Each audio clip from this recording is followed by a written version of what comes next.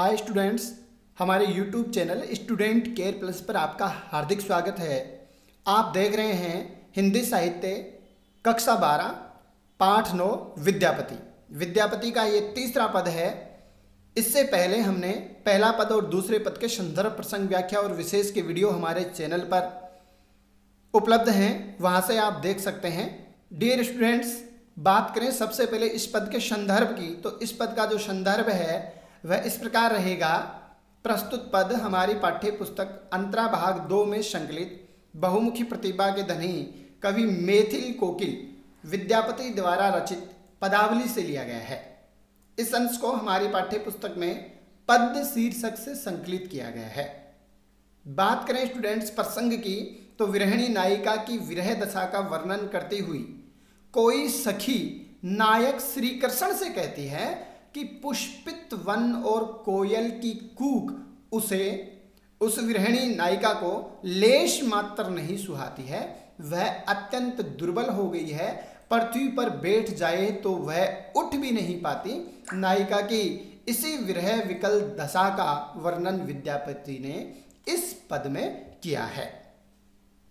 अब देखते हैं बच्चों इसकी व्याख्या की ओर। जो इसकी व्याख्या है, नायिका की जो सखी है वह जाकर श्री कृष्ण से कह रही है। और क्या कह रही है बच्चों, इसमें अपन देखते हैं। कुसुमित कानन हेरी कमल मुखी मूंदी रहे दु नयन। वह कह रही है, दूती है, वह जाकर श्री कृष्ण से कह रही है कि हे श्री कृष्ण, तुम्हारे विरह में नायिका राधा है अत्यंत व्याकुल हो रही है। कुसुमित कानन हेरी कमल मुखी मूंदी रहे दु नयन की जो तुम्हारे विरह में जो विरहिणी नायिका है राधा है वह अत्यंत व्याकुल हो रही है। वह कमल मुखी जब पुष्पित उपवनों को देखती है, कुसुमित कानन जब फूलों से खिले हुए कानन उपवन को देखती है, उद्यान को देखती है। हेरी कमलमुखी, कमलमुखी वह कमलमुखी नायिका, वह कमलमुखी राधा यहाँ कहना चाह रही है। वह सखी श्री कृष्ण से नायिका की विरह वेदना को व्यक्त करना चाह रही है और कह रही है कि वह विरह वेदना से व्याकुल वह नायिका, वह कमलमुखी जब पुष्पित उपवनों को देखती है, फूल से खिले हुए उपवनों को जब देखती है वह नायिका, मूद रहे दुनयन, तो दोनों नेत्र बंद कर लेती है। तो दोनों नेत्र है, मूद रहे दुनयन, तो अपने दोनों नेत्र है वह नायिका बंद कर लेती है। आगे कह रही है, अर्थात वह खिले हुए पुष्पों का जो उद्यान है, उपवन है, उसके नेत्रों से देखा नहीं जाता है। आगे कह रही है, कोकिल कलरव मधुकर धुनी धुनी धुनी सुनी कर दे झापई कान। जब कोयल की मधुर कूक और भौरों की मधुर गुंजार सुनती है तो दोनों हाथों से कान ढक लेती है। वह कह रही है कि कोकिल कलरव, कोयल की मधुर जो कूक है और मधुकर धुनी सुनी और भौरों की जो मधुर गुंजार जब वह सुनती है, कर दई झापई कान, तो अपने दोनों हाथों से अपने कानों को ढक लेती है। अर्थात कोयल की मधुर कूक और भौरों की मधुर गुंजार है, उसे लेश मात्र भी नहीं सुहाती है, उसे लेश मात्र भी अच्छी नहीं लगती है। खिले हुए पुष्पों का जो उद्यान है उसे लेश मात्र भी अच्छा नहीं लगता है। इस कारण वह अपने नेत्रों को अपने हाथों से बंद कर लेती है।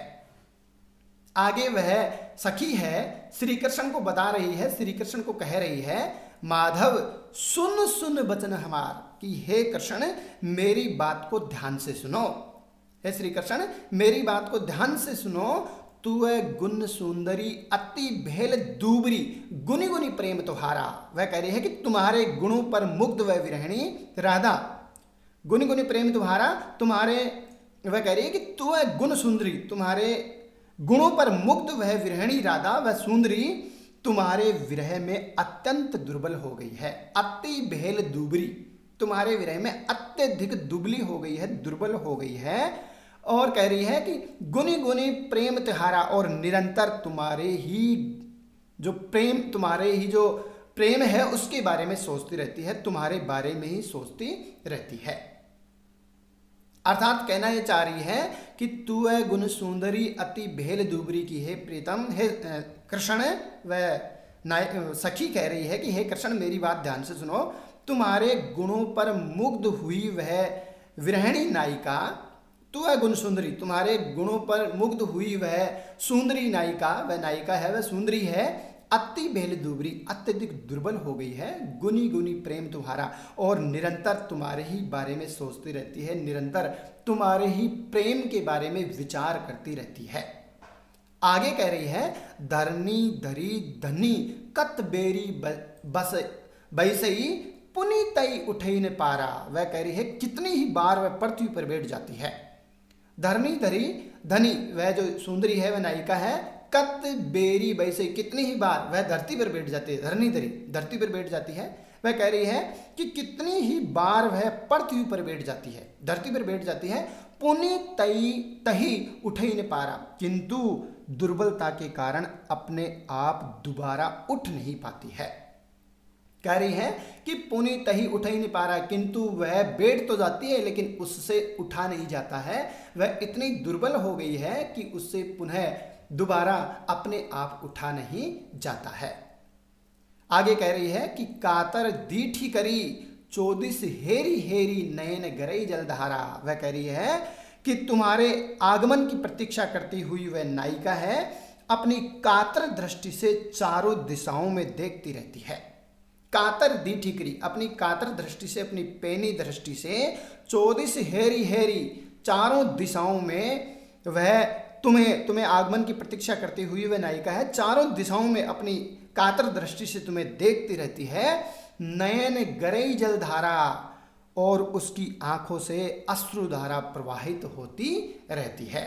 नयन गरई जलधारा, उस दौरान उसकी आंखों से है वह अश्रुधारा प्रवाहित होती रहती है, अर्थात अश्रुधारा लगातार उसके नेत्रों से प्रवाहित होती रहती है। आगे कह रही है तोहर बिरह दिन छन छन तनु छिन 24 चांद समान। वह कह रही है कि तुम्हारे विरह में उसका शरीर उसी तरह प्रत्येक क्षण क्षीण होता जा रहा है। तोहर विरह, तुम्हारे विरह में उस सुंदरी का, उस विरहिणी नायिका का जो शरीर है, दिन छन छन, प्रत्येक क्षण उसका शरीर उसी प्रकार दुर्बल होता जा रहा है, कमजोर होता जा रहा है, छोटा होता जा रहा है, क्षीण होता जा रहा है, जैसे 24 चांद समान, जैसे चतुर्दशी का चंद्रमा प्रतिदिन छोटा होता जाता है। जिस प्रकार 14 का जो चांद होता है वह प्रतिदिन छोटा होता जाता है, उसी प्रकार तुम्हारे विरह में उस सुंदरी का जो शरीर है वह प्रतिक्षण कमजोर होता जा रहा है, क्षीण होता जा रहा है। आगे कह रही है वह सखी नायिका के बारे में, बनई विद्यापति शिव सिंह नरपति लखीमा देई रमान। विद्यापति कहते हैं कि मिथिला के राजा शिव सिंह रानी लखीमा देई पर मुग्ध हैं। नरपति यानी राजा, राजा शिव सिंह, कवि बनई का मतलब कहना, कवि विद्यापति कहते हैं कि मिथिला के राजा शिव सिंह रानी लखीमा देवी पर मुग्ध हैं और उनके साथ, लखीमा देवी रमान, और उनके साथ रमण करते हैं। विद्यापति कह रहे हैं कि मिथिला के राजा शिव सिंह रानी लखीमा देवी पर मुग्ध हैं और उनके साथ रमण करते हैं।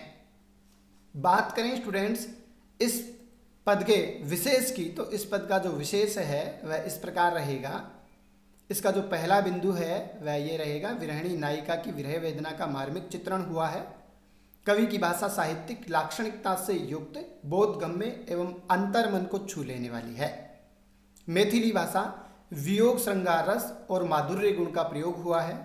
कवि अपने मंतव्य को प्रकट करने में सफल रहे हैं। कवि के शिल्प विधान में सहजता विद्यमान है। 14 चांद समान में उपमा व अनुप्रास अलंकार का प्रयोग हुआ है। समान होने के कारण उपमा अलंकार है और चय चय की आवर्ती होने के कारण अनुप्रास अलंकार है। विद्यापति के काव्य से ही राधा कृष्ण के प्रेम का प्रारंभ हिंदी में माना जाता है। बच्चों, विद्यापति के तीनों वीडियो आपने देख लिए होंगे। हमने बहुत अच्छे से आपको समझाने का प्रयास किया है, संदर्भ, प्रसंग, व्याख्या और विशेष सहित। बच्चों, अगले पाठ का वीडियो अगले में मिलेगा। आज के लिए इतना ही, धन्यवाद।